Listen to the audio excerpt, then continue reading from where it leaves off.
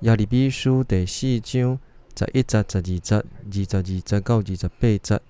11节，迄时，遮的人民甲耶路撒冷人会听到遮的话，对无树无草的旷野悬的所在，会有烧风吹来我的子民遐。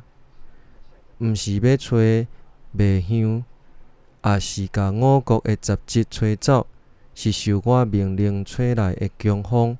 现在我要宣布我的审判。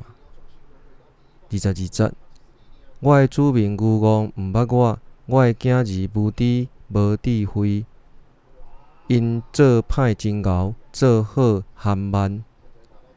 我看大地混沌无正形，我看天暗淡无光。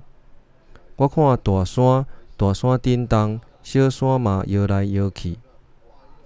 我四界看，逐位拢无人，飞鸟嘛拢走去觅。我搁看，肥水的园变做荒埔，所有的城镇拢受拆毁，因为上主发大受气。大地会旷旱，天会乌暗。我一个讲出，一定袂后悔。我既然决定，一定袂改变。城内的人听到买兵甲射钱的人破险的声，就拢逃走，走入树林，爬上山岩。全城拢受放杀，无人住伫迄内面。